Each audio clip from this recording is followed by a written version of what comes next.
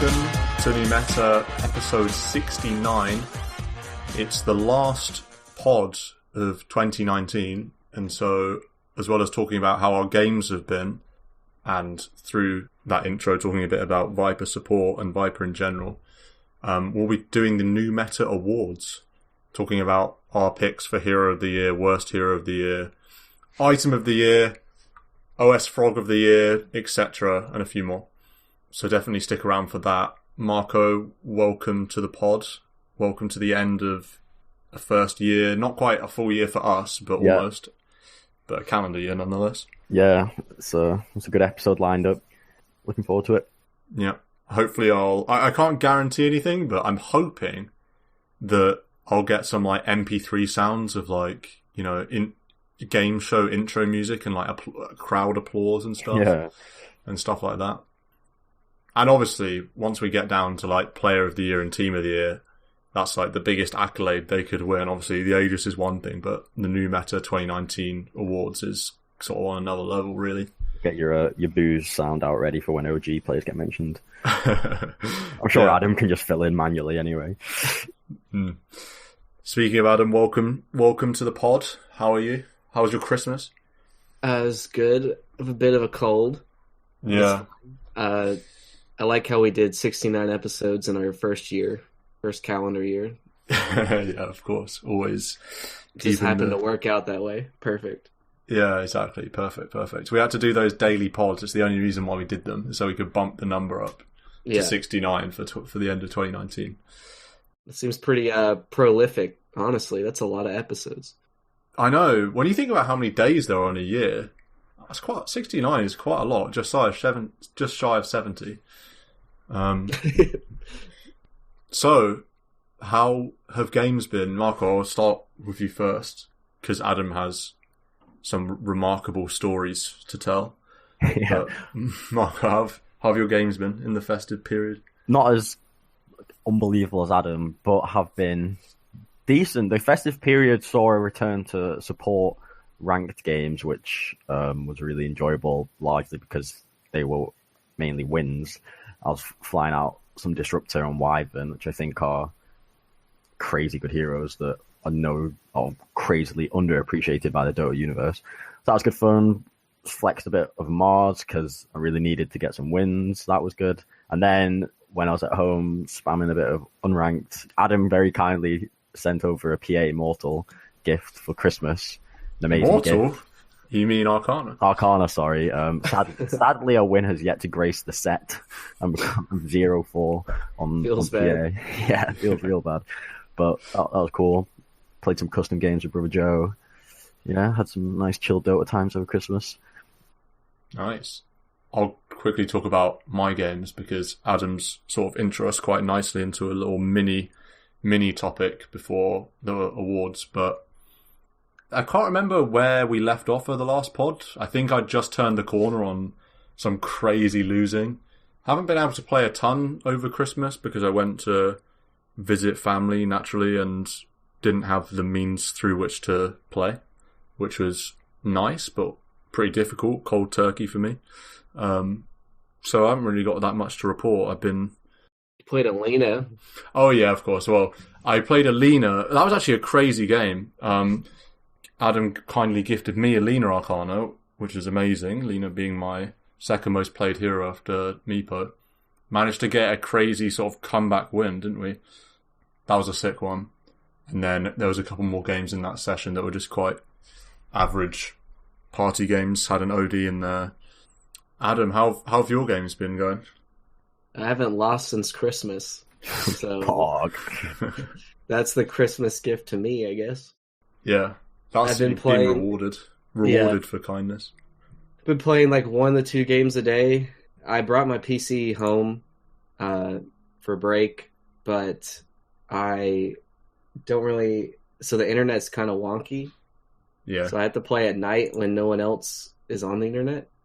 So, and I want to get my Frostivus bonus every day. So I've been playing 1 to 2 games a day, and basically exclusively Viper. And I win my game as Viper, and then I go to sleep. And that's typically what's happened, and I haven't lost. So Yeah, I think in the last 10 days, I am 9-0 on Viper. So easy. I wish I planned this on ranked because man, easy MMR. I'm 9-0 on Viper, 6-0 with it being as a support, and it's just easy mode. Yeah, man. I must say I actually was inspired by this Viper ownage and played my own Viper support, position 5, under the watchful eye of Marco. And then that was another win, so we can add on to the pile of Viper wins. Yeah, if they were only ranked, we could say free MMR, but I feel mildly confident it's free MMR either way. Yeah, it totally is. I do like every night sending another update, just like make that 8-0, 5-0, make that 9-0, 6-0. Just update with the win, and they're like short games too, so I can just win and then go to sleep. Let's talk about this Viper then, this Viper support. I guess, I don't know about you, Adam, but it sort of came to my attention when I saw it run by Fly, I think, in a tournament for EG, and Singapore. Then I was like, in Singapore, I think. And then it just made sense. You get poison attack, and it doesn't matter whether you're mid or whether you're 5. Stacking poison attack is a ridiculously effective way to just zone people forever. And I suppose that is basically that's like the key ingredient, right? You're this stupidly obnoxious zoning support in the lane, would you say? Yep, that's pretty much it. Yep. If it's a solo off lane, their game's over from minute 0. If it's a dual lane, you just kill people over and over again. Or, I mean, I've even had a little bit more of some tough lanes, and maybe you just go into a war of attrition, and then they eventually die. Poison attack's a lot of damage. Yeah, certainly. And like you say, even in tough lanes, the game I played it once. Can you remember the dual lane, Marco? I know it was against an ET, and I was dire support, so ET could like stack and get tons of damage off that big camp. So that was quite difficult because there was a Tranquil Boots ET stupidly early in the game, and obviously it's actually quite difficult to trade effectively with that when he's got tons of damage and you can run out of your poison attack unless you really get like 4 or 5 stacks. And even that lane was absolutely fine. I was laning with a Drow Ranger, not an incredible laner, pretty decent but not incredible, and it's that strong. Even a bad lane is not that bad. It's just versatile. Yeah, like there were a couple lanes where it's just like Giga Stomp. Like there was a solo Snapfire and she just didn't get to play the game. Yeah. I just like sat in front of the creep wave and she couldn't even come down. And then other times I've been against like a Puck Underlord lane or a Snapfire Void Spirit lane. You think those have escapes and those are tanky heroes. You should be able to kill those, but I think everyone's still in the mode where they underestimate the poison attack, especially from level 3 on. It's a bit like a Shadow Fiend, isn't it? It's like level, I guess it would be like, you know, when you level those raises, particularly like level 2 and 3, that's like it's going to be a spike for you. It's like similar. It's like level 3 and level 5 are going to be go time for you, because you can spend a lot of mana spamming those Qs. The mana cost doesn't go up between levels, so it's way more effective to wait until you bink that level 3 or that level 5 and then like spam them into someone to get a kill with. That's just a little tip I'd say at this point. You definitely need to make sure that when you hit that level 3, you've got 3 mangoes in your backpack, or maybe when you're level 4 going on 5, you need to make sure you've got the mana to rinse, or else you'll just be really ineffective. I also think the corrosive skin that's my favorite spell of the hero, and I know it's a passive, but it makes the guy so tanky because you can't right click trade, but you also can't really get that effective magic damage trade because he's just naturally resistant. Even plus it's more damage against them. Say that again. It's more damage too. Yeah, like because they're taking more damage. Corrosive skin. Yeah. So at level 2, if you get corrosive skin on you, it's 64 damage. 4 times 16. At level 4, if someone right clicks you, they take a right click back. It's mad. And then that's just without you doing anything. You're winning the trade war. And that magical damage gets buffed or amped by the magic resistance reduction of the poison attack. I see. The poison. So, yeah, my build is at level 4. I'm 202. Yep. Yeah, and it's just like you want them to hit you. It feels really good when they're like, okay, I'm gonna have to try and fight through the Viper, and it's like, no, you're not gonna be able to. And if you die, it's fine because usually your core cleans up. And then I find that in the mid game, everyone tries to kill the Viper because they think you're a core, but you're not. And you're tanky as well. Yeah, and you're tanky. So you get off your Viper Strike, you get off another Toxin, and then some poison attacks, and they kill you. It takes them too many spells to do it, and then your team just like cleans up. Yeah, it's so nice being a support hero that cannot be blown up. And also, if they do blow you up, eventually, like you say, they take so much damage just to bring you down and take so much time to bring you down. One of my favorite moments of Dota 2 Korea, honestly, that's stuck in my memory, is playing a Viper mid, maxing Corrosive Skin, being level 7, I feel. Level 4 points in Corrosive Skin. I think I just picked up Power Tread's strength. And I remember getting this try-man gank, but they couldn't kill me, and it turned into a triple kill. And you don't appreciate the buffness of a Viper with Corrosive Skin. Yeah. What's your starting items, do you think, for a 5 Viper? Usually 2 tangos, and I pull 2 to the mid, and then 3 mangoes, and 3 branches, and then you can get a salve if you want. Yeah. What are your thoughts about starting with an aura item? Usually I just go with the stats and the region, and then I bring out a Bassi and a headdress. Because I want to have the mangoes. The mangoes give you health regen, and they also, like, 1 mango refills your whole mana bar, pretty much. 1 mango is like 6 more poison attacks. Yeah. Another way you can justify not going aura items is that the nature of Vipers to support is that you are the one putting your neck on the line and looking to make a trade happen, and you're not sat behind the guy that's farming and giving him aura. You're the one who's kind of frontlining in that safe lane, so you don't need aura items, you just need it on yourself. So I like the idea of 3 branches, and then mass regen.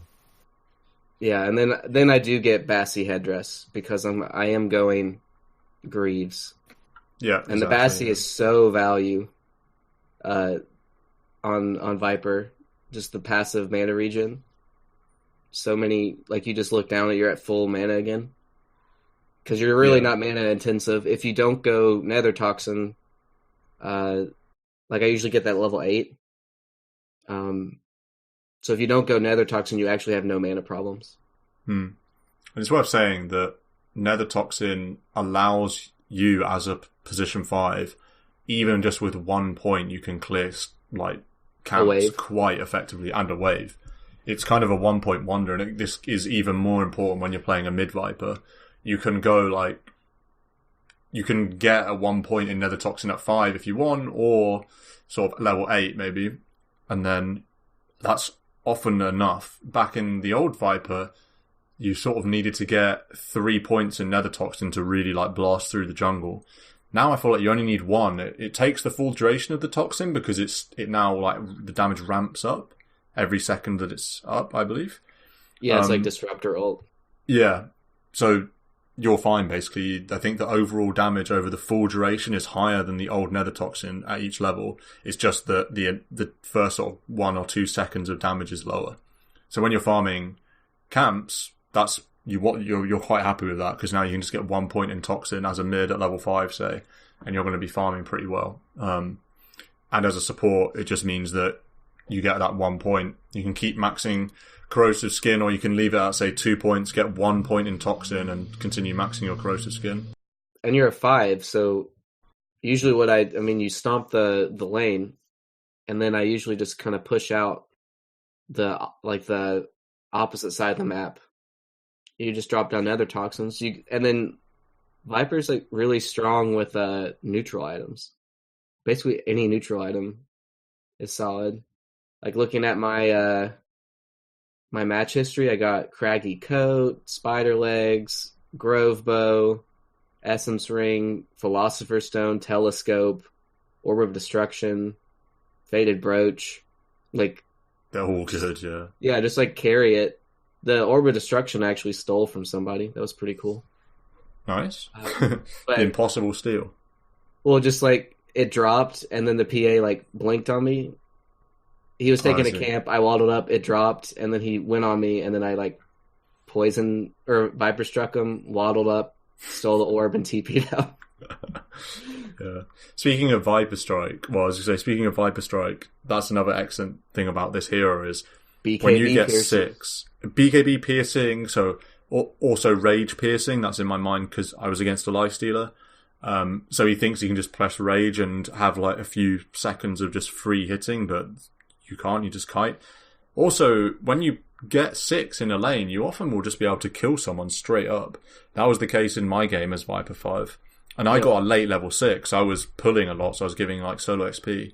And then I got 6 probably around 10 minutes, maybe even a bit after, like 10 minutes, 20 seconds or something.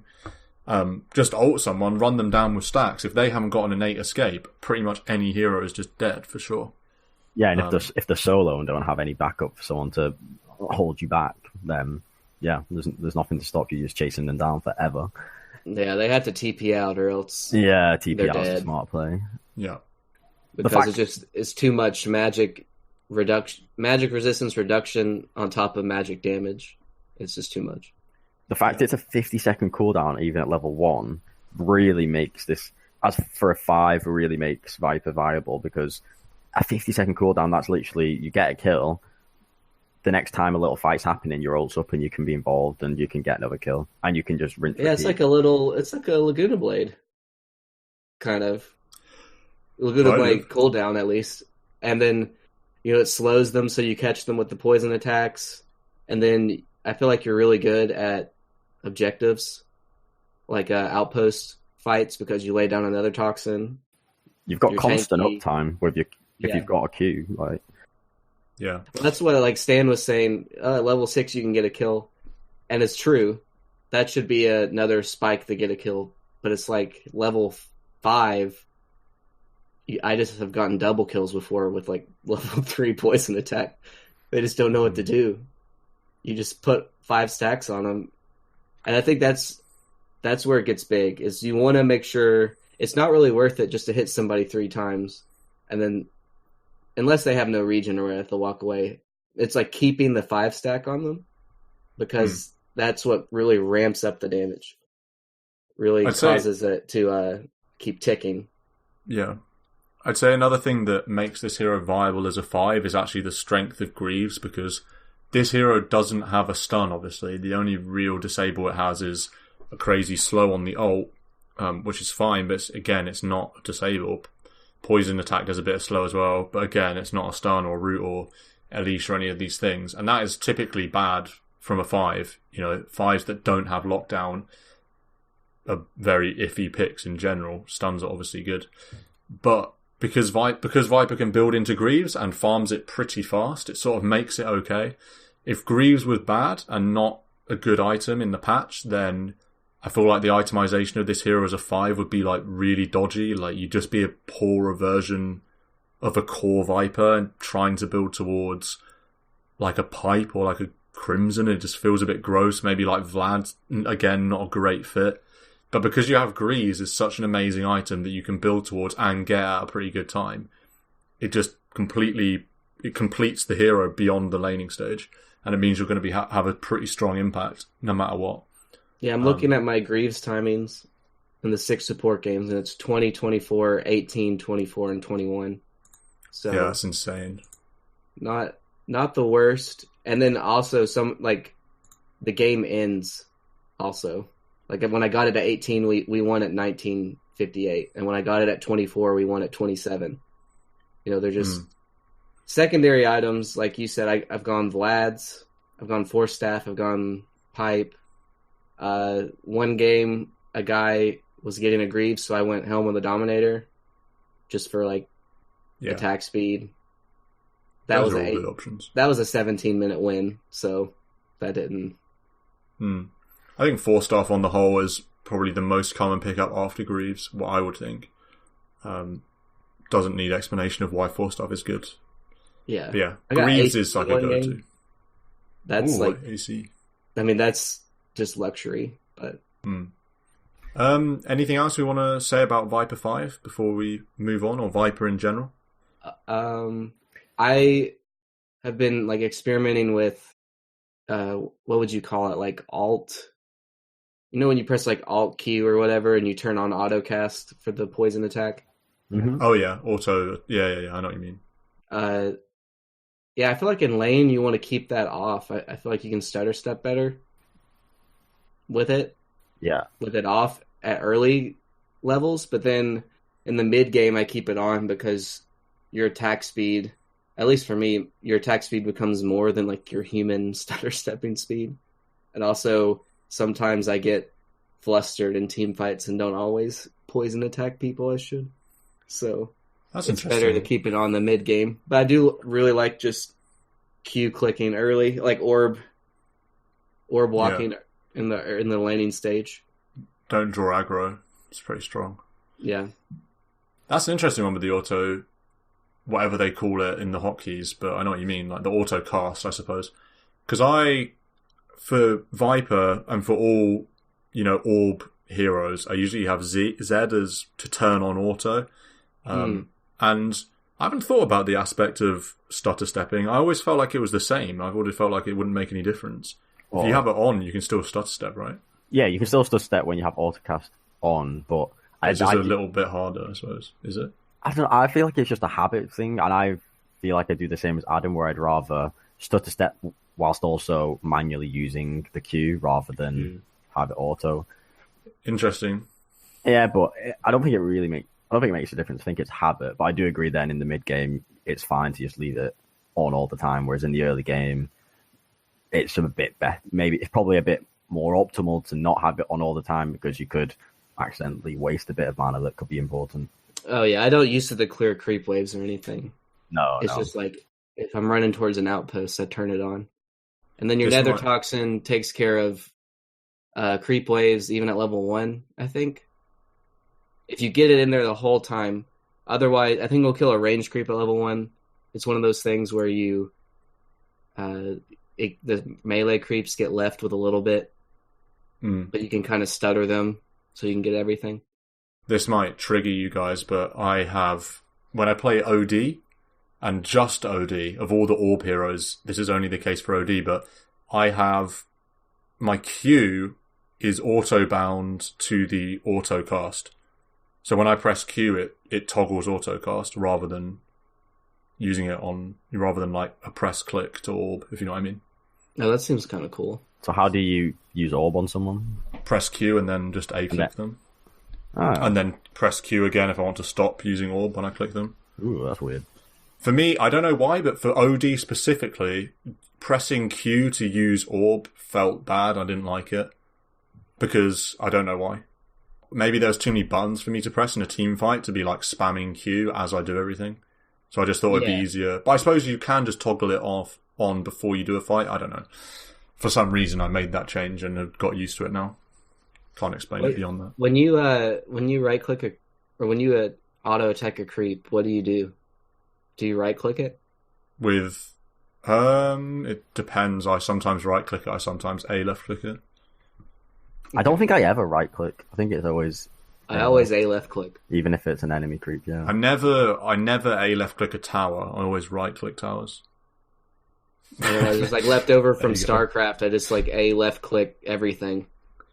Yeah, that's probably yeah. I remember losing the 1v1 mid as Shadow Theme because the auto attack thing was on, and I was like, I couldn't control my hero because I'd right click somewhere and then my hero would just start running after a creep or start hitting a random creep, and I'm like, what's going on? Stop doing this. Lost control. So, yeah, don't turn auto attack on. Oh, don't even turn. I think you don't even want the helper one on. I can't remember. Or so. Oh no, it was right clicking. Denied. Right click deny. Yeah. Yes, that was what screwed me over immensely because I right click on allied creep to move towards them, So then I'd start just like slapping them and not moving anywhere, and then I'm like, I'm out of position. What am I doing? Yeah, and you perfectly prep a deny for the enemy or something. Yeah. Yeah. A final point I'd make about go on. Viper. Obviously, this guy has no stuns, and like say, if you get gone on, try and get that TP off to escape. So be mindful of him lacking lockdown. So really, don't pick him if you've got 4 heroes. Oh, I mean, you always pick support first, so I guess you can't really do anything about this. But I guess to the other players in the game, if you've got a Viper support, you should really think about a bit of lockdown, because if you play a game with 5 heroes, no stun or disable or control, you can just get cheesed and shafted. And like high people say, stuns are just like the best, easiest way to get MMR and stuff. So you've got to be wary of that. Yeah. You can pick Viper. I pick him first every game, but it's like it's really in ranked. It's really open. Like he could play any lane. And then I guess it wouldn't be a hero breakdown if I didn't go over talents real fast, right? I would just say with Viper, I don't with support, I don't like get talents right away. I think points and his spells are better. That's a little different than if you were core, but his level 20 talent is very strong. Either Viper Strike or like plus 100 Viper Strike DPS or 90 damage. Yeah, like you can become like another core with 90 damage. Sometimes I've gone Ags and the Viper Strike DPS becomes crazy. It's on the 20 talent quick, it's a weird one for me because I almost feel like if you're a core, you're more likely to go Viper Strike DPS, which is a weird mind fuck because obviously you think of cores going damage, but basically just because if you're getting Ags, the DPS Viper Strike becomes insane. And I think on a core Viper goes down. Yeah, exactly, and the range goes really high. And I think core Vipers, the Ags is definitely something you're going to be looking towards because they're actually underratedly amazing on the hero. Yeah, and then 25 Nether Toxin Silences is a game changing level 25 for sure. Having played all these games, I still have level 3 quests. I still have the poison attack affects buildings challenge, and all of my games have ended before I even hit level 20, so I can't even get close to completing the challenge, but I'll keep trying. Poison attack affecting buildings has to be the worst, one of the top 10 worst talents in the game. If that was a level, so it used to be a 20. It used to be a 20, and it got moved. If it was at level 5 and it was free, I would still not bother the mental effort to skill it. I'd just be like, I can't even be bothered. The benefits. So I'm curious. It's underratedly good. I've taken it in some games. Because it's new poison attack. I haven't tried new poison attack on buildings. It could actually be good. So so it means you can siege from far away? Is that the main benefit? Well, you can siege from far away, and it just gives you more tower damage. That's it. That tower damage is so incremental. But it's like if it's a contrast of AoE silence just winning games and winning team fights versus you kill a tower a second faster, maybe. Yeah, the only time I've considered it is when I'm playing core Viper and my team has no tower push. That's it. Yeah, I mean, and it's it used to be level 25. It was Nether Toxin Silence or 120 damage, and then they flip flopped damage and poison attack. Anyway, so they moved the damage lower, and it's a lot better. 90 damage at 20 is very good. Yeah, I really like that. Okay, well that's Viper's support and Viper go in general. and get a 1-bite kill. Go get some free MMR with a 1-bite kill, indeed. On to the new Meta Awards.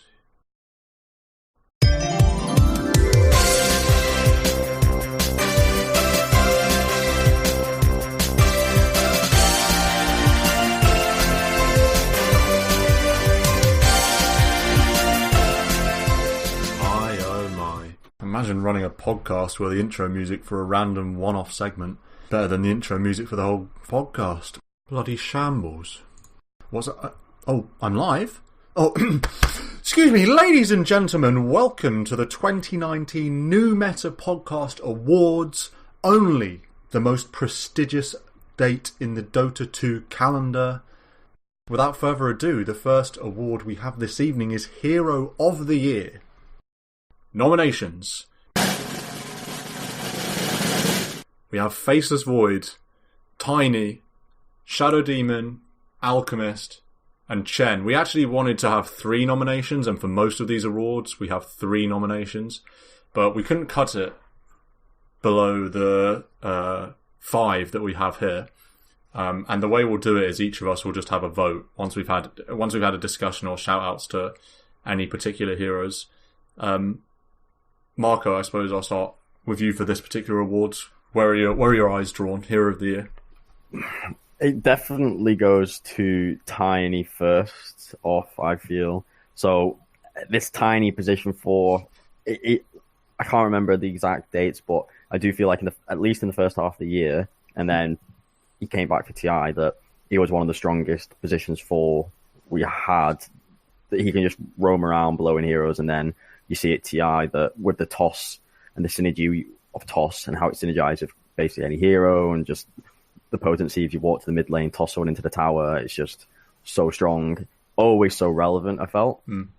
Just epitomized position 4 Tiny and was creme de la creme. But then also in the last few months and how we've seen Chonka Attack on Titan Tiny keeps him riding the wave of being the Hero of the Year, because as you've probably seen in your pubs, you've seen Tiny just like 2-shot teams and tank a million spells and still be alive, and ridiculous lifesteal synergies, and has just been potent. The listeners probably haven't heard me cry about Tiny as much as you have, but I've had serious like PTSD about Tiny and Avalanche and not being able to kill the hero, and it's just always felt like a really strong hero. So I would put him up top 3, to be honest. Okay. But notable shout out to TI performance, and we've talked about it a lot at the time, and Jerax and your crits. The performances on Tiny at TI were just incredible, and to me the most impactful heroes / players. So that's why I'd also see him up there. Adam, thoughts on this shortlist for Hero of the Year? So out of all these, TI is the biggest, tourney of the year. It's what everyone builds towards. That's why this list is kind of skewed towards TI. I think Tiny did have the most longevity, like throughout the year. Like what Marco said, you started off as a 4. You do like the blink blow up build and tossing people back in the towers. Start off with like boots. Then midway through the year and in the TI, you have the Ags build. Oh, yes. There's that Ags meme. Yeah. Yeah, which made me so upset, like so mad. Like, why is this a thing? And then after that, now we're into Chonka, position 1, position 2. I always have a tree, AFK farm, Tiny. So, yeah, for the year, it's hard to go against Tiny. So, but we've already talked about him. Chen and Alk were pretty huge. Like, Alk kind of took over TI, or the lead up to it. Most picked ban at TI. And then, in that dead period after TI, it was the carry of all carries, like carry from mid, carry from safe lane, easy 1100 GPMs. First pick, just no cur in the world. Get that Radiance AC at 13 minutes or something dumb, and then so dumb, just take over the game. And then, combine that with a Chin, like what OG did with the bonus region. It's hard to, with Chin, like he got changed around so much. Like every patch, he would just get everything flipped around, and yet he'd still be picked all the time. Because whether it was when he was giving so much damage to his neutral creeps, and he would just be able to push nonstop, or when it was he got a free recall at level 1 that got abused like crazy. This is like no matter what mode of Chin he was in, he was still very strong, and he was second most banned at TI, I believe. Both Chin and Alk had over 70% win rates when they were picked. Yeah. Just to add on to that. Oh wait, actually, so where's your vote going, Adam? I think in the interest of, so it's hard to say whether I want to go for, the pinnacle, like who had the biggest peak or who was throughout the whole year. And I think I'll go with Tiny because of just throughout the whole year, he was relevant and he had 3 different like iterations, I think. So always a relevant pick. Yep. I'll add my third vote to Tiny. Tiny Void was like first tourable. Like we said, literally position 1, 2, 3, and 4. Tiny's been, and either I'm sure it ST or got AT. 5. I'm sure it got 5. Yeah. No, the hero's been sick for sure. I'll just give a word for. I feel like Shadow Demon of all of the position 5s, I think he's been the most consistently good.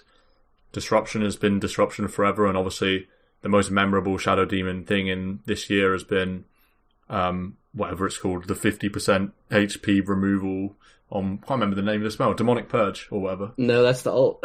Oh, what's it? Which one is it? Can't remember the name. Did they change it? Soul Catcher, that's it. Yeah. No, I think that was always its name too. They just made it deal a ton of damage. Yeah, that's right. So Soul Catcher made the hero insanely strong. I think Void's been good like Tiny, but just like as in been good the whole year and been pretty solid. So I think that's why Void's in there. I just think Tiny's been a bit more versatile, obviously being able to be played in lots of different positions. The thing that changed for Alchemist is that people started going Rady BKB, and rather than like Rady AC Shiva, just get BKB at like 12 minutes or something. And that was the build in every time Alk showed up at TI. It was always Rady BKB, Rady BKB, with also, braces. Yeah, then they also switched from, like what you said, Manta, Shiva, and like they also switched from, what's that, the concoction talent? Yeah. Yeah, it was like no more of that. Now we're just going cleave, and we're, getting the health talent, not the damage, because we just need to be big. And also the funny thing that made me laugh, this particularly was the case, the game that really confirmed this to me was OG versus LGD, where it was the game that Topson played Tidehunter, and the game went late, and it's like, man, Alchemist, he's really missed his timing now, it feels like, because the game's gone late, his relative advantage over the other heroes is sort of diminishing, and now the whatever it is minus base attack time at 25, and he literally just schmelts towers in like 1 second, and it's like, okay, you haven't even seen my final form yet. Yeah, is what it felt like. That's so annoying. How in the past it used to be, okay, let's go late and we'll all catch up, but now, or in that period, it was like, well, I just spike even harder now if you go late. It's pretty frustrating. Yeah. That's my. So who do we settle? We've gone 3 votes for Tiny. Yeah. Do we not have a number 1? We just have a top 3. Just go a winner. We don't need a top 3. We've got too many awards to go through. Okay. Yeah. So Tiny. Congratulations, Tiny.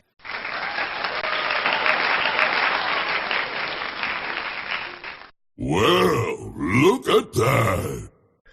Insert a few kilobytes of sound here for whatever I seem to find trouncing through freeaudioclips.com or whatever. Or just a tiny sound bite. Oh, wow, yeah. Hopefully no Valve employees listen. I would, just before we move on, I'd give a notable, the most improved player of the year award. That, to me, would probably go Potem.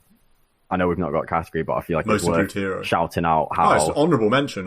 It's an honourable mention, but most improved player, Potem, from the depths of being mocked all the way to the most consistently picked hero, one of the most consistently picked heroes in your pubs and even at the tournaments in the position war. Yeah. That's Marana for all you non-Dota one. Yeah, Marana. I think Abaddon's an honourable mention for me as well. He's had a good year. Yeah. Man, there were a lot of... See, they fell off, right? But man, 5 Abaddon was some of the most fun I had this year. Just the self-suicides, and now they got rid of it for Pudge and, well, for everyone. But can Abaddon not suicide either? Can no suicide? That's that sucks that Abaddon can't, because that's kind of like a skill shot thing. I don't mind them removing the rot, but I feel like Abaddon should definitely have it. Yeah, it was so fun. I never played in a time where Bane had self-serve, so I don't even understand how that works. But they were clutch. Yeah, that was really... You had to be really low. What, and how did that work? Nightmare dealt damage to yourself or something? Yeah, the Nightmare tick, and you would basically dodge the last auto attack someone have on you with your Nightmare, and then tick out with the first like couple of whatchamacallit, Nightmare ticks. Yeah. Okay. Well, moving on to worst hero of the year, we've currently got a short list of Troll Warlord, Visage, Nyx, Techies, Slardar. Although feel free to throw in some honourable mentions if you like. Adam, I'll start with you this time. I don't know if any of these 5 or any others jump out to you, or what's your thoughts on worst hero of the year? I think we could flip out Slardar from Medusa. And Vici Gaming, though. I was going to say, Vici Game. I mean, I guess Medusa in her current form. Yeah, Medusa now is the worst hero. Is the worst hero. I would think so. Out of all what we have now, and outside of the meme of saying like Techies is the worst hero, he might be the worst hero just from like an actual hero standpoint, not from his gameplay. But I think Visage is the worst. Once they changed the damage block and the level 6 hero, level 6 bird damage, kind of killed Visage. Yeah, I would agree with. I think Visage is a worthy shout. Again, when I'm thinking about what I'll vote for, Techies, it's like he kind of is the worst hero, but if you say Techies, it's almost like he almost doesn't feel like a proper hero to me, so it almost feels weird saying Techies is the worst hero. But objectively speaking, he probably is. He probably was hardly ever picked. All of these heroes, I think Troll has been okay for enough of the year for me to not pick Troll. He's even at TI, he was picked very little, but the times he was picked, he was fine. I do think Nyx has been really bad, like all year. I can't remember exactly what the trends were like at the start of the year, but I feel like I've hardly ever seen Nyx in games, both pubs and pros this whole year. Slardar, I think he's good enough in pubs and he's been played a little bit in pros, like not a lot, but a little bit. So I think that does just leave really Visage, Nyx, and Techies. And if I'm joining Adam with not saying Techies, I'm happy to go with Visage for my vote. I don't have any honourable mentions, but Marco, you can go ahead. Yeah, so I agree with the Visage. I don't think there's much positive to say. There was that one phase where he was in the mid and his grave chill, attack speed slow meant he was a bit of a menace, and he had a really short phase of kind of crushing pubs. And I remember playing in a couple party games and there'd be some smurf on the other team who picks Visage mid and kind of snowballs the game. I think that was 2019. Maybe I'm... It might have been the first part, but then they changed the birds. And after that... Then the birds got changed and the hero went away again. So for say 11 months of the year, it feels like the hero has been dog and doesn't really provide anything. Can't think of anything positive, so happily agree on that. I think outside of literally the 2 best teams at TI, Liquid and OG, I would put Bristleback in the dog tier. If I see a Bristleback picked on my team, I mentally zone out and I'm just so emo because I think, and the stats have backed it up all year, it's always been like a 44% win rate or something. If I see it in a pub, I'm not happy. I know it's going to be a gruelingly difficult game to win because that hero is just so hard to execute in a pub setting. Even in a team setting, it's hard to execute.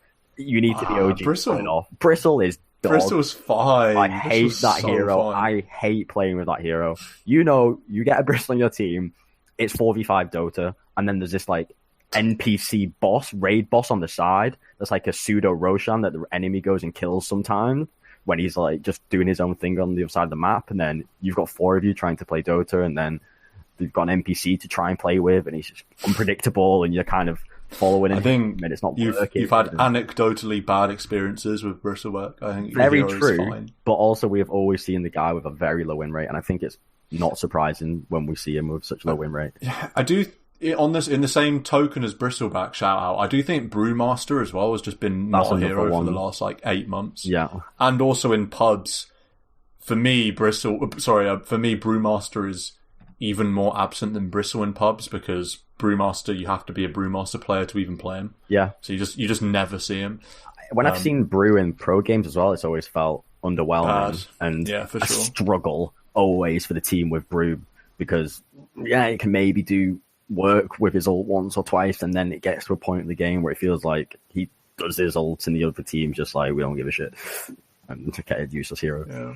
Before you do your vote, Marco, your deciding vote, or we can happily give it to Visage, but to be fair, the thing with Visage is the win rate in pubs is always good, so I feel like, I don't know how much credence we're giving to pub Dota, but that's a consideration. But you can go ahead and give your vote. Honestly, worst hero of the year, I'm just going to have to slap it on Bristleback. It's fair. It's fair. Okay. Well, Visage, congratulations. You're the worst hero of 2019, according to New Meta. He's not the worst hero after level 12, but pre-level 12, he's the worst hero in Dota, and that's where you have to spend most of the game. So Is this where we lose all pod credibility, giving worst hero of 2019 to like a 55% win rate hero in pubs? But is it over for our podcast? The level 12, what do you call it, watershed, wouldn't you say post-level 12, Dirge is the most useless hero?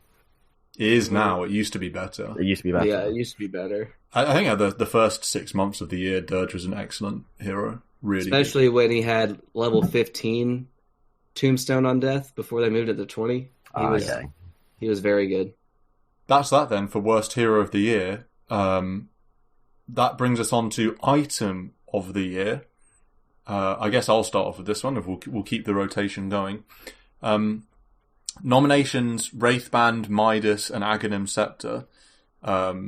And Sentries as well has been written here, but really the nominations, I guess, are kind of worthless at this point if Marco gave Bristleback a vote in the last one. So we're in like free form, and these are merely suggestions. Immediately, I'll say Wraithbands were kind of crazy, obviously, when which patch was it that Wraithbands were crazy? Yeah, actually, was that a 2018 patch? Was that the last big patch? People have been still building Wraithbands. I think it was early 2019 when it was 5 Wraithbands. Yeah, I think it was as well, because I think we talked about it, didn't we? Yeah, I feel like we talked about it. Yeah. It might have... This was the patch, A through E, where Wraithband kept getting docked.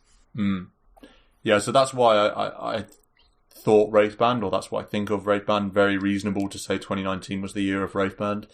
Midas, sure, I'm less convinced of, but it was definitely a big year for Midas in certain parts. It got nerfed a lot in recent months, but I do think the first half of the year, and for most of the year really, Midas was very strong, to the point at which, at its peak, it was almost just auto-bought in most games by most carries. Although I will be giving my vote to Aghanim Scepter, because every hero has an Aghanims now, and that just sort of... That's been one of the defining things for me out 2019. Well, that was true until they added Snapfire and Void Spirit. Yeah, that's right. Why they didn't ship them without nags, I don't know. What the hell? That is really weird, actually. No communication between the 3 Valve employees that do Dota. But yeah, Ags added in so much new stuff, so much cool, bad, good things, like an Ags weirdness, TB Ags, underrated smiley face, and then also things like I almost said Ursa Ags there for some reason, but Ursa Ags is the same. That I was getting confused with the rework of the queue. But there you are. That's my thoughts on item of the year. Marco? The Ags shout is cool because every hero now having Ags is very nice and there's a lot of variety. But when I think about how common do we see Ags in the game, I'm not seeing it. I don't feel like I see it all the time, so I wouldn't give my vote there because of that. I like the Midas shout. I think for me, Midas is number 2 because there was many months it felt where it was core on roll 1, 2, 3, 4, 5. And it had to go through so many changes to get to some steady place. But for my shout, going to have to throw a curveball and say Sentry Wards, because these guys at one point in the year were the most bought item in every single respectable game of Dota for good reason. And they were so good that then nerfs had to come in about how often you could buy them. And generally, they are game-winning items. They are underappreciated. They've got attention like they've never had before with all these price reductions and changelog changes, the radius being increased. And so I really feel like Sentries deserve to be on the top of that pedestal. And that's where my vote goes. Fair enough. Adam? It's tough. Do I get to get Bracers along with Wraithband? Yeah, sure. You could have two different items. There is that bundle. Because Null Talisman wasn't on the same level. Was not on the same level as Bracer and Wraithband. No. Well, do you not remember 5x Null Talisman Skyra? Oh well, yes, that was quad Null Talisman OD. But yeah. Man, it's tough. I feel like Sentries underwent a lot of. First, they started to last longer, and they were cheaper, and now they were probably too good. So now you're limited multiple times over. It got changed as to how often you could buy them, and now the gold goes to the person that bought the detection for the ward kill. But I think I'll go with Aghanim Scepter, because how many Ags did we get in one patch? A lot? Quite a lot. I don't know how many. 30 maybe? I don't know. Yeah, I think so. Maybe more. I think we'll go with that one. We'll pour one out for the... What do we think the worst Ags was when they launched? Was it Lycan Ags? Was that the worst one?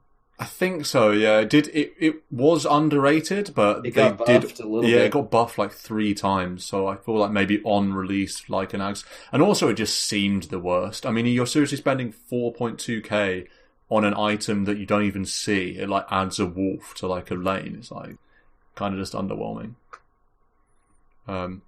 Honourable mentions. I do think it's been a good year for Satanic, although it wouldn't come close to the other 3 that we mentioned here, or 4 that we mentioned here. I also think, what was the other one I had in mind? I thought Solar Crest as well has kind of been a sick item all year and been sort of underratedly sick, so it's been a good year for Solar Crest as well. Next awards, OSFrog of the year, or sort of mechanic of the year, I suppose you could say. Marco, do you want to run us through OSFrog of the year? So I don't think there are many you could talk about. I do think these 3 we've listed are the ultimate ones you could mention. So what did I put number 3?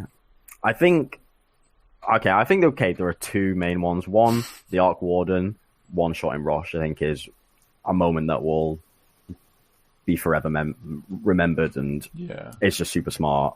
Was super cool. The hype as well, the build up. Is he going to do it? Is he going to do it? Kyle says like, I think it's only going to do 30% or something like this, and then Toby with the screaming just makes it golden. Toby's never been happier in the build up to that. So all the context around that moment really makes it such a poggy OSFrog. But then ultimately, I think the Morph Shaker gimmick is too strong and has been too prevalent, and some of the clips of pro level games of Morse just getting rampage is just too bonkers to ignore. So I think it would have to go to the Morph Shaker Ags. Adam, anything to add to OSFrog? Well, Carry IO. Did we mention that? We have that on our list, but we haven't talked about it yet. I thought Carry IO. I mean, I got to play that in pubs, and that was dumb. There's so much damage. And the ball just kept going and going and going. Yeah. That's a level 15, one of the dumbest, insane power spikes, certainly, that I've seen in Dota. Ags level plus 15. Yeah. And then watching a pro team play around it, as they were learning on the fly, I feel like, because the first game was like, how about we just try this? They'd never tried it. And then, what did he go, like 5-0, 5-0, 6-0 or something? Yeah, I think so. On it in the tournament. I don't know if they ever lost on it. I think other teams tried it and lost on it, but not OG. Let's say Carry IO, and then I'll give a shout out to. I just added this to our list of neutral items on launch. A lot of them, I think we've lost 3 or 4 now at this point, but Helm of the Undying was ridiculous. And I think it initially got moved from tier 2 up to tier 3. It used to be a tier 2 item. What's going on? It used to be the same as Aquila. Yeah, and then it got removed from tier 3 to nothing. It's just like, maybe it isn't a good idea to have an item that gives somebody a Wraith King Ags. It's like, oh, we really need to kill this Disruptor so he can't get off his ult combo. Oh, we blew everything on him and he still gets to get off the ult combo. Or, oh, we killed this Finn. Yeah. Oh, he just gets to stun us and kill everyone as a ghost that's uninteractable. Yep, I've seen a Helm of the Undying Sven get a triple kill against my team, which was very funny. So very worthy. Where's your casting vote going, Adam, do you think? I'll go with Carry IO. Okay. I don't really have anything to add other than, I suppose, to just give my vote. I think I'll go Morph Shaker. I think I'll give Morph Shaker the nod for OSFrog of the year, for the reasons Marco already went over. So congratulations, Morph Shaker, the deadly duo. You are New Meta's OSFrog of the year. Congratulations.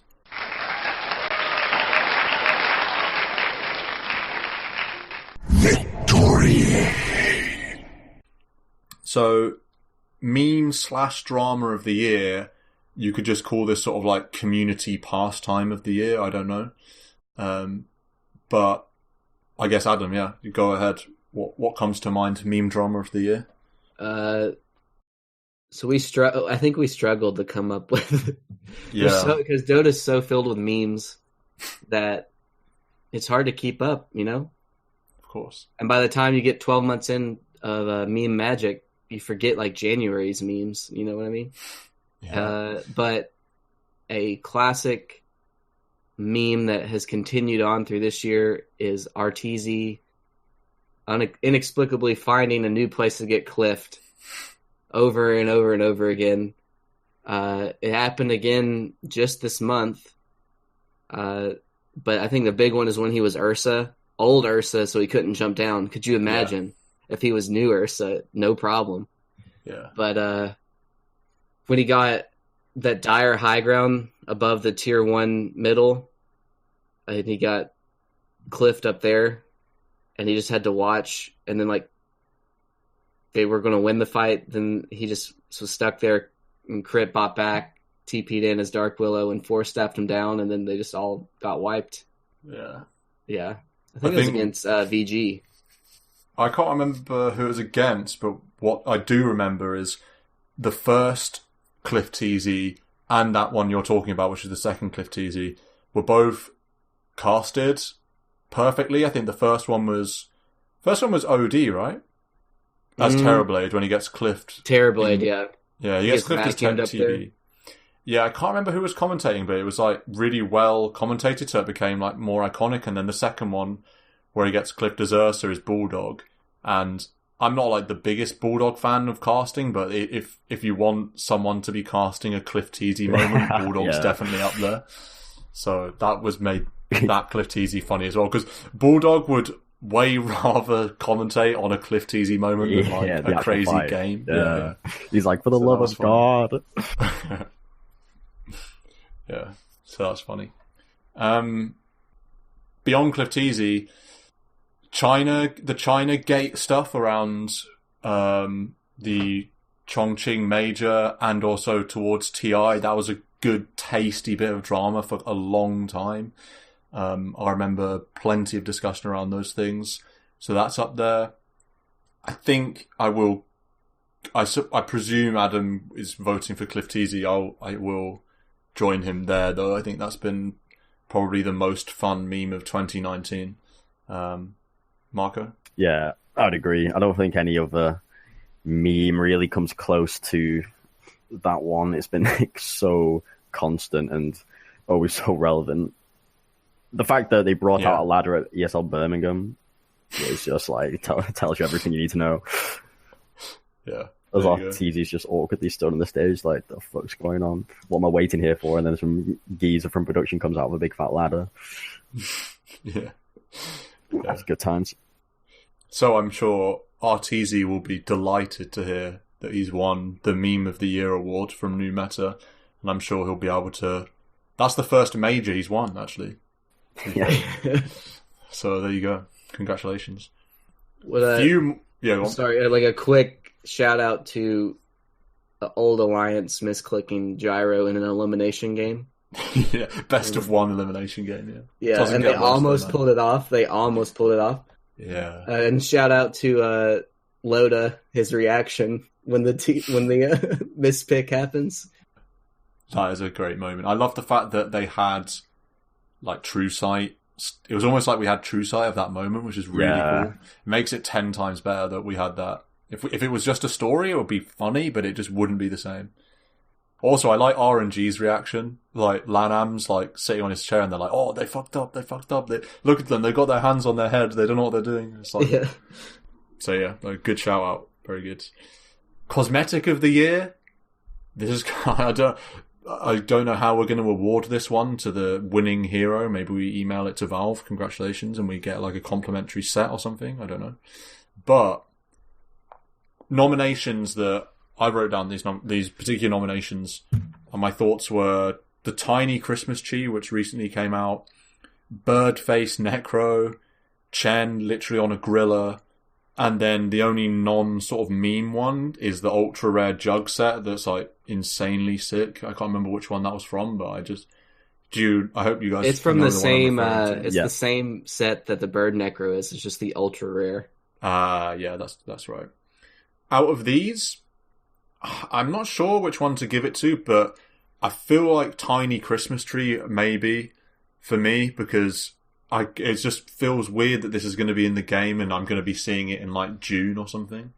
Tiny with a Christmas tree. Like when Frostivus is over, I just don't understand. Like the cosmetics just so out of place. It's like a ridiculous meme that's only mildly acceptable over Christmas, and then it's just stupid. And the fact that they literally gave Tiny a Christmas tree with baubles and decorations on it and everything, like that's kind of insane.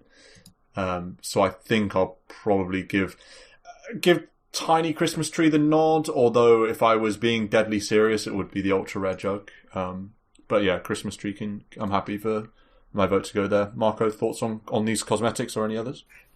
To be honest, I would give my vote to the Bird Necro because it's a Discord emote that is really funny. True, yeah. In the right circumstance. It's like True. It's like a face that you want to put when there's an elephant in the room or a bit of awkward silence. Yeah. Fits perfectly.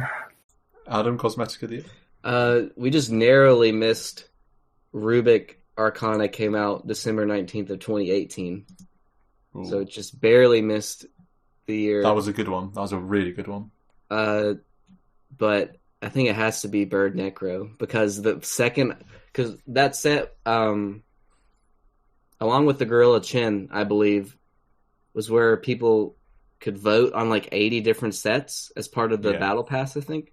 And the second I saw Bird Necro, I was like, this is the most ridiculous / amazing thing I've ever seen in the game.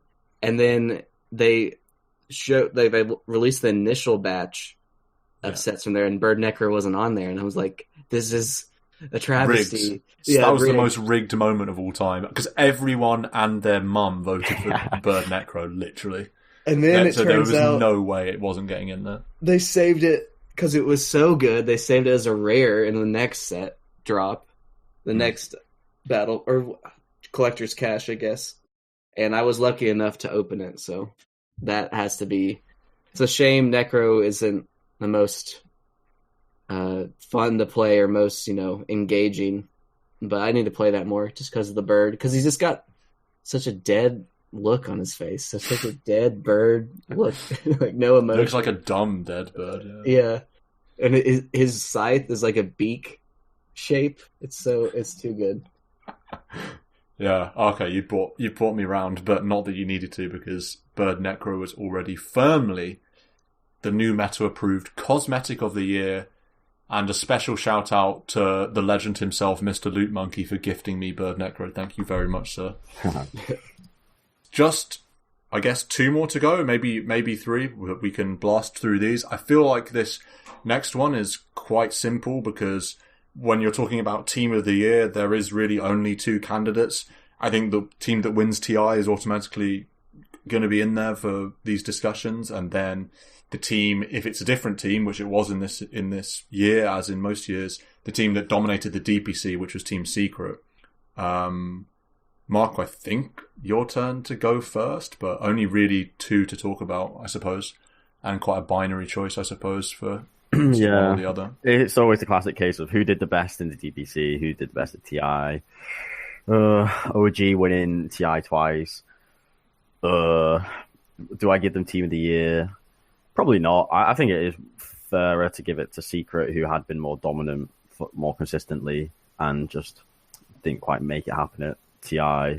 I think this iteration of Secret, the results show it's Puppy's best iteration. He finally got almost a perfect mix. I think Nisha let them down at TI, but I think through the season, Puppy had the mix of really flexible players. Zai, Yapsaw, mid one, very, very flexible players, wide hero pools, can play lots of different styles. Then they had Nisha, who throughout the season, bar TI, was one of the best position 1s, young talent, just booming PAs every game, all the time. And then Puppy, obviously, super leader, very experienced, worked really well, very good team.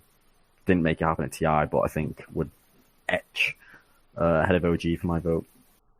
Adam, thoughts on Team of the Year? Shout out Nip with Mind Control as a stand-in. So top 3, top 4 at that one major early in the year. Yeah. But I think you have to go with OG because they're the back-to-back, as much as it pains me to say it, because it really rustles my jimmies that a team can take off 9 months and then show up and spike a tournament like they did, but they did it. So I think they will go down in history for sure, especially since the same 5 both years. Yeah. And I can only hope that it won't happen again. Yeah. But Secret, man, I did love watching Secret throughout the year. Love me some Zai. So. Yeah. Well, we'll get back to Zai, I suppose, in a moment. I'll say that for me, I'm going to give it to OG as well. This last season, I wouldn't have given it to OG last season, because the main difference for me this year and last year is this year they won it a second time, which has obviously never been done. So, like Adam said, the history books will say OG as the team that remember of 2019, but also it was just way more convincing than last year. Last year, that was the meme, right? They fluked TI. That was way more of like a unbelievable, like, miracle run. Like, literally, they had so many elimination games or so many elimination series. Oh, I suppose they went upper bracket, but they had so many near misses throughout the whole thing. I mean, even the group stage was they almost didn't even get upper bracket. The whole thing was just improbable. Whereas I think this year they were the best team in the groups, and then they just went through the upper bracket, and the finals were just a stomp, really, other than that first game where Anna didn't buy back for some reason. So I'll give it to OG for that, the back-to-back, and also just because of how convincing the actual tournament was. And then obviously Secret, what's already been said. And to put Secret's DPC into perspective, of the 5 majors, they came second in the first one. That was KL, Kuala Lumpur. They won the Chongqing major.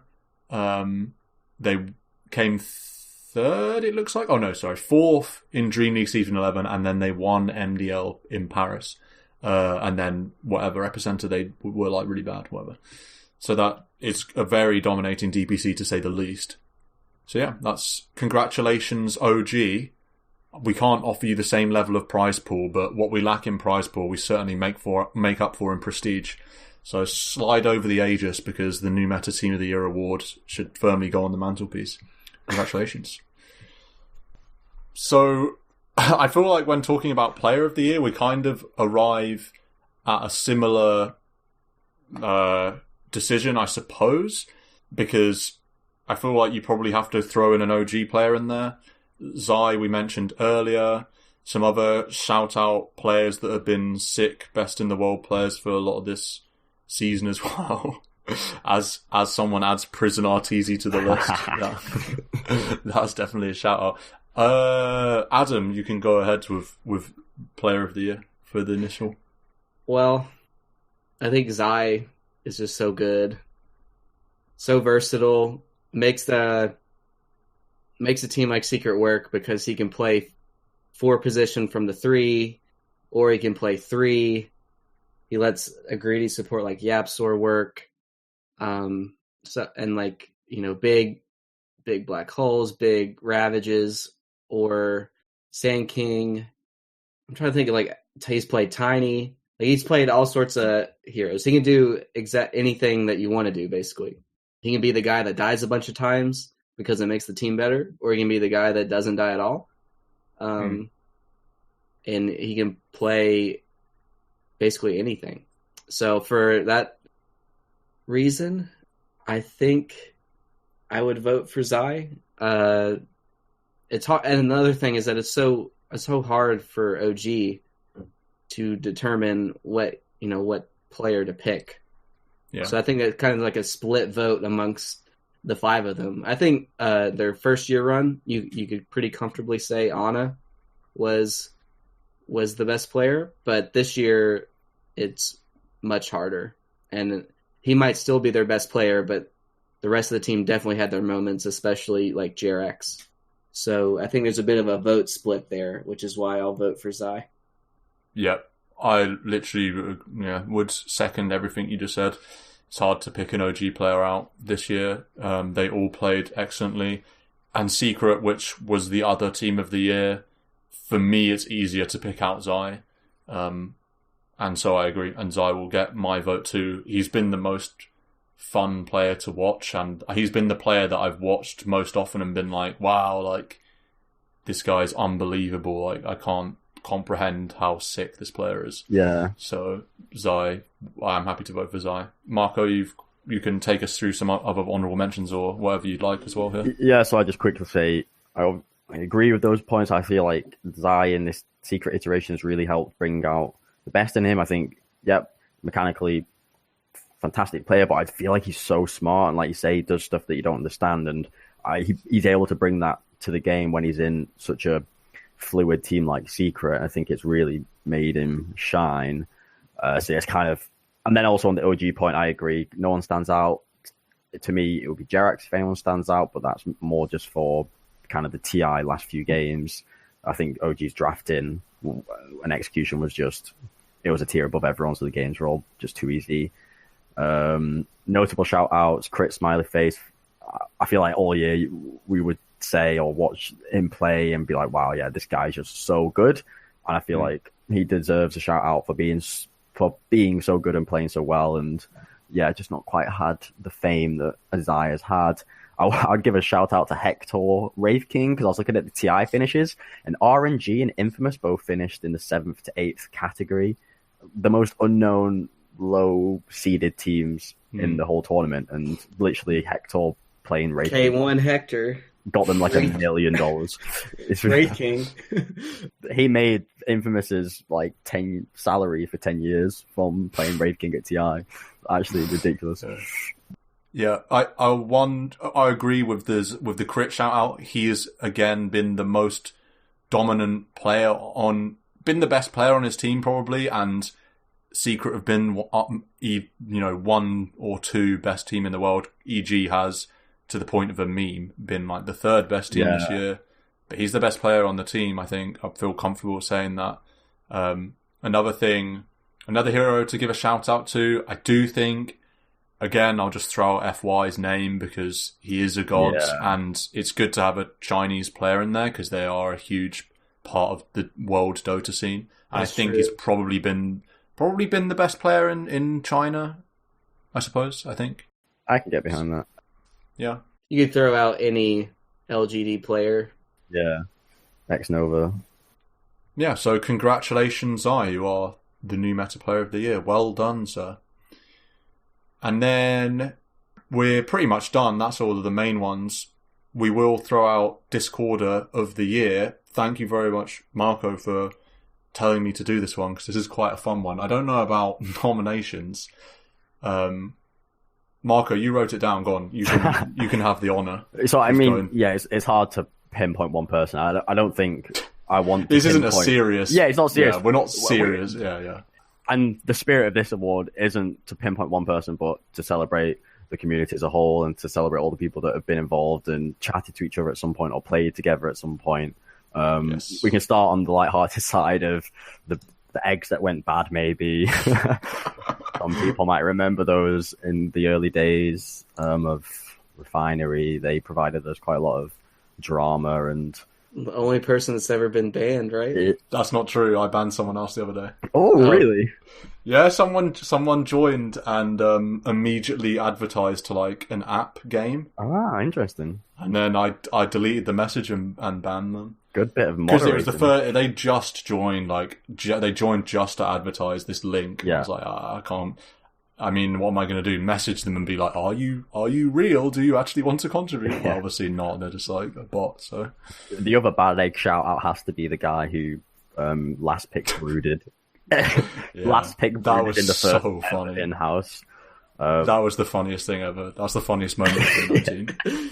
We Oh, talked hilarious. up all these fun in houses, and then this 10th pick brood. I can't believe he let that that's happen. so funny. But it happened. It was pretty brutal. But then I remember that because I just say more on that. I was in, so the guy Cam, I'm sure not an indictment on him as a person necessarily, just this moment, because I was in his team and we were all in Discord and we were talking about what we pick in 10th here. In my mind, it's like a fun new meta, like get together between listeners and members of the Discord and stuff. We're going to play some in-houses and it's just going to be fun 5v5 Dota. I think Cam had enough idea because he was like, "Oh, just Yeah. pick me Brood," and I was like, "Wow, I 10th pick Brood." I feel like no, let's not do that. I'm not.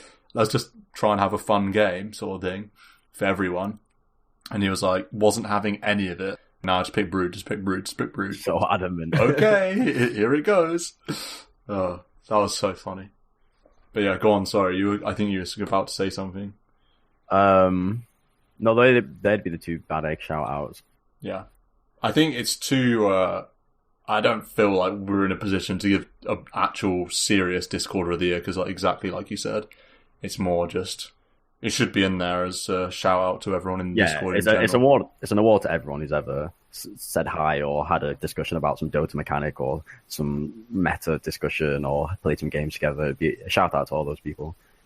Yeah, keep it coming. And if we get no bad eggs, then next year we'll be in a position where we have to give someone the award. And then maybe we finally dust off the colours. Do you remember Colourgate? That was another drama of 2019. Yeah. Who do we give colours to? That was a big one.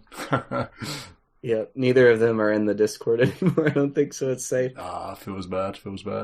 I think I'll give it to Refinery just because he's become a meme. So, Yeah. Congratulations, Refinery. You're the Discorder of the Year. That's not even in the Discord anymore, so I don't know how that one works.